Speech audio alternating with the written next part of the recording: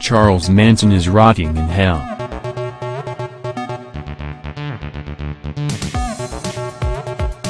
Charles Manson, the 60s cult leader behind one of the most notorious killings in American history, died Sunday in California after a prolonged illness, officials said. He was 83.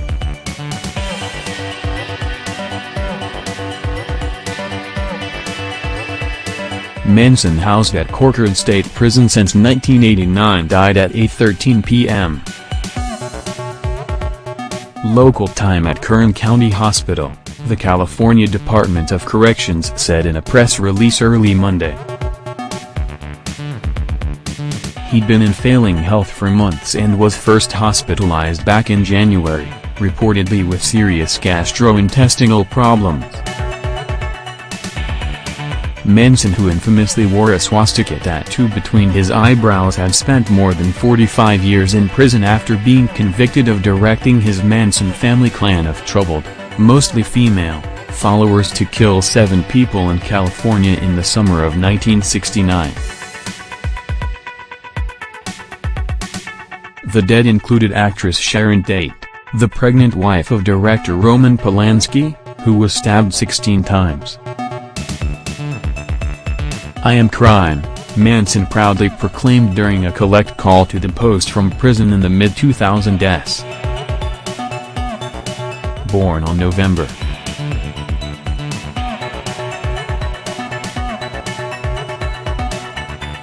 12, 1934, in Cincinnati, Ohio, to a prostitute named Kathleen Maddox, Manson was officially dubbed No Name Maddox at birth and apparently never knew his biological father.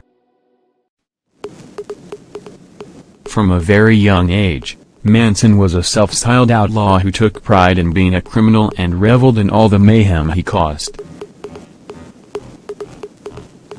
Manson committed his first crimes at around 13 years old, robbing liquor stores to scrounge together enough money to eat and rent motel rooms. During his teenage years, Manson was in and out of juvenile halls and was placed in the Indiana Boys School, where he was sexually assaulted before he escaped in 1951, according to a book, Manson in His Words, by New Elements. Between 1951 and 1955, Manson was repeatedly arrested for a variety of federal and state offenses, including stealing cars and robbing gas stations.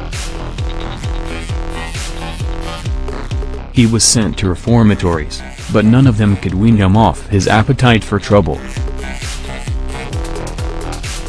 By 1957, Manson was doing hard time in the federal prison at Terminal Island in Los Angeles for violating his probation after he was caught stealing a car and driving it over state lines.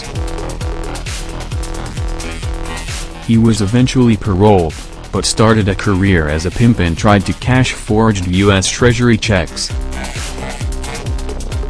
Manson found himself back at Terminal Island, where, on March 21, 1967, the day of his release, he pleaded with prison officials to keep him there because he had been institutionalized for most of his life up to that point.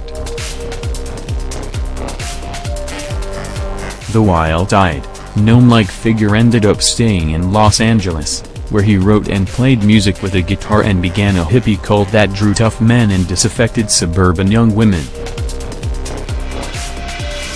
But Manson's inability to build a musical career led him to an even darker path. Manson hung out with Beach Boys drummer Dennis Wilson and the band's record producer, Terry Melcher, but the latter refused to give him a record deal. Furious, Manson put together a plan to exact his revenge, ordering several of his drug-addled, brainwashed followers to kill everyone inside Melcher's former residence. Despite knowing that Melcher no longer lived there, Manson specifically chose that location because it represented the music industry that had snubbed him. Just as importantly, Manson, who harbored bizarre racist theories and philosophies, wanted to start a race war, something he called Helter Skelter, named after the Beatles' song by the same name. On August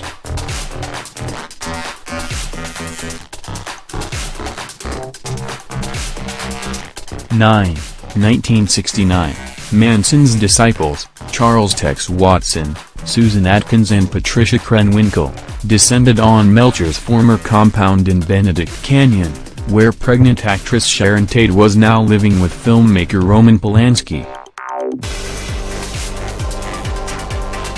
Polanski was overseas shooting a movie at the time, but Tate was hosting a low-key party with friends, including hairstylist Jay Sebring, coffee heiress Abigail Folger and her boyfriend, Wojciech Frykowski. First, the killers fatally shot Stephen Parent, who had been visiting a caretaker on the property. They then butchered to death Tate, Sebring, Folger and Frykowski. The next night, Manson directed Watson, Krenwinkel, Atkins and another follower, Leslie Van Houten, to murder supermarket magnate Lino LaBianca and his wife, Rosemary LaBianca, in their Los Feliz home. In the decades since the murders, Manson has become an icon for troubled youth and a fixture in pop culture. There have been numerous books written about the Manson murders, as well as movies and documentaries detailing the case. Manson himself reached almost mythical status through his strange and colorful prison interviews with notable media types, including Charlie Rose, Diane Sawyer and Geraldo Rivera. In his final years in prison, Manson almost got married Afton star Burton, who moved from Mississippi to Corcoran just to be with him. Although they filed for a marriage license, Manson never got hitched to the woman who is more than 50 years his junior.